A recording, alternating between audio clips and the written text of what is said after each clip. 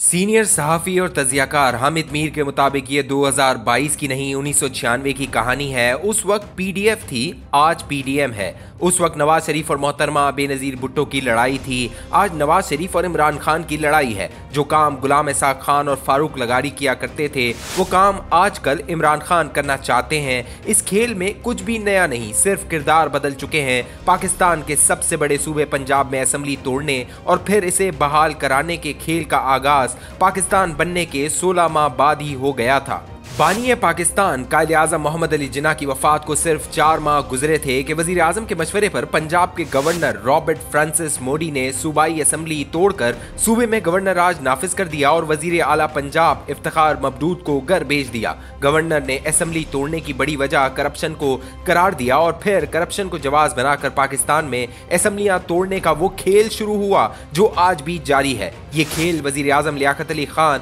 और वजीर आला पंजाब इफ्तिखार मबदूद के दरमियान शुरू हुआ। फिर इस खेल को आगे बढ़ाने के लिए अदलिया की खदमात हासिल की गई। इफ्तिखार मबदूद को प्रोडा के तहत नाअहल करार दिया गया और अदालतों में इनका दिफा हुसैन शहीद सोहरवर्दी ने किया, जिन्हें मरकजी दस्तूर साज असम्बली की रुकनीत से महरूम किया गया था। इस खेल के आगाज में पंजाब के मुअत्तब वजीर आज़म इफ्तिखार मबदूद के साथ एक मजलूम बंगाली सियासतदान खड़ा था। ममदूद को हटाकर मुमताज दुल्ताना को पंजाब का वजीर आला बनाया गया, लेकिन इसी दुल्ताना के दौर में वजीर आज़म लियाकत अली खान रावलपिंडी में कत्ल हो गए। इनकी जगह ख्वाजा नाज़मुद्दीन वजीर आज़म बने तो इनकी मुमताज दुल्ताना से लड़ाई शुरू हो गई और 1953 में लाहौर में मार्शल लॉ लगाकर फौज को पूरे मुल्क में मार्शल लॉ लगाने का रास्ता दिखाया गया। पहला मार्शल लॉ सियासतदानों ने लगवाया, फिर फौज ने यह काम बार बार किया। पंजाब में असम्बली तोड़ने का खेल एक दिलचस्प मरहला 1993 में आया जब नवाज शरीफ वजीर आज़म और गुलाम हैदर वाई वजीर आला थे। वजीर आज़म और सदर गुलाम इसाक खान के दरमियान इख्तलाफात शदीद हो चुके थे। पंजाब के वजीर आला के स्पीकर सूबाई असम्बली मियां मंजूर भुट्टो के साथ ताल्लुकात ठीक न थे। सदर गुलाम इसाक खान ने भुट्टो के साथ खुफिया मुलाकातें करके इन्हें अपने साथ मिला लिया। 1993 में उन्होंने कौमी असम्बली तोड़ दी, लेकिन सूबाई असम्बलियां न तोड़ी। पंजाब में मंजूर भुट्टो के जरिए गुलाम हैदर वाई के खिलाफ तहरीक अदम एतमाद को कामयाब कराया गया। भुट्टो वजीर आला और चौधरी अल्ताफ हुसैन गवर्नर पंजाब बन गए। चंद माह के बाद सुप्रीम कोर्ट ने नवाज शरीफ हुकूमत को बहाल कर दिया तो भुट्टो मुश्किल में फंस गए। मोहतरमा बेनज़ीर भुट्टो ने इन्हें सूबाई असम्बली तोड़ने का मशवरा दिया और वजीर आला की एडवाइस पर गवर्नर ने असम्बली तोड़ दी।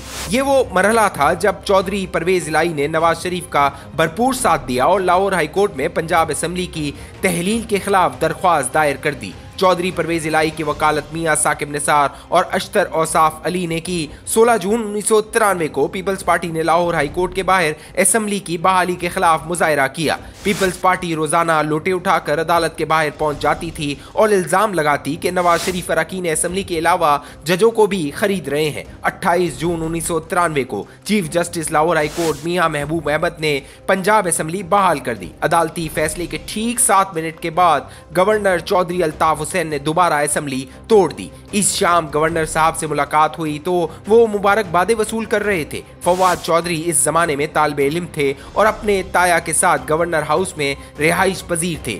शायद इन्हें याद हो कि जब चौधरी अल्ताफ ने दोबारा असम्बली तोड़ दी तो मैंने इनकी मौजूदगी में गवर्नर साहब को कहा था, लाई बेकदरा ना यारी ते टिट गई टरक करके।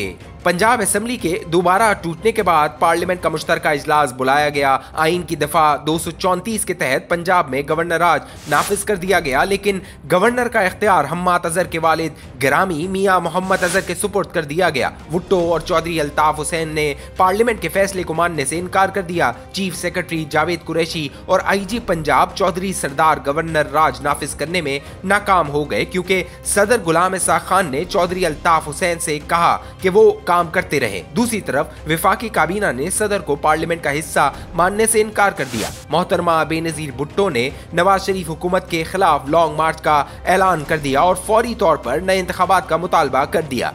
इस मरहले पर आर्मी चीफ अब्दुल वहीद काकड़ के पास मार्शल लॉ नाफिज करने का सुनहरी मौका था, लेकिन उन्होंने महज नर्म मदाखलत पर इक्तफा किया। उन्होंने सदर गुलाम इसाक खान और वजीर आज़म नवाज शरीफ को इस्तीफा देने पर राजी किया और नए इंतखाबात का ऐलान हो गया। नए इंतखाबात में पीपल्स पार्टी, मुस्लिम लीग, जुनेजो और दीगर पार्टियों ने PDF के नाम से हिस्सा लिया। मोहतरमा बेनज़ीर भुट्टो मामूली अक्सरियत के साथ वजीर आज़म बन गई और मंजूर भुट्टो एक दफा फिर वजीर आला बन गए, लेकिन कुछ अरसे के बाद बेनज़ीर भुट्टो साहिबा और भुट्टो की लड़ाई शुरू हो गई।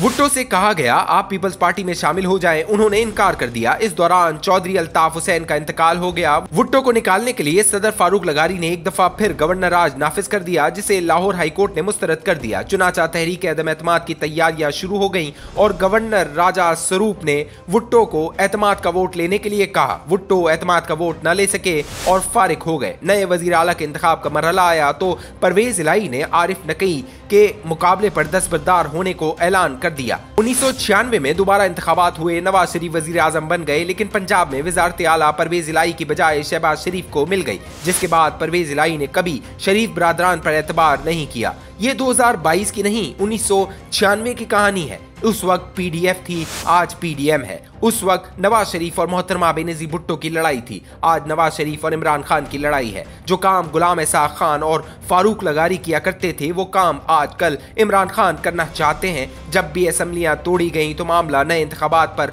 खत्म हुआ, लेकिन नए इंतखाबात से सियासी अफरा तफरी और बेयकीनी खत्म नहीं हुई, क्योंकि सियासतदानों ने खुद एक दूसरे के खिलाफ साजिशें करके जमहूरी इदारों को कमजोर कर दिया है। आसिफ अली जरदारी ने बतौर सदर पाकिस्तान 18वीं तरमीम के जरिए कौमी असम्बली तोड़ने का इख्तियार सरेंडर कर दिया और सूबों में गवर्नर राज नाफिज करने का तरीक़ाकार बहुत मुश्किल बना दिया। इस तरमीम ने हॉर्स ट्रेडिंग को भी मुश्किल कर दिया। लिहाजा जरदारी साहब, शहबाज शरीफ और इमरान खान याद रखें कि वो एक दूसरे के खिलाफ जो कुछ भी कर रहे हैं, इसका सबसे ज्यादा नुकसान इन तीनों को होगा, क्योंकि 1949 से 2022 तक की तारीख यही बताती है।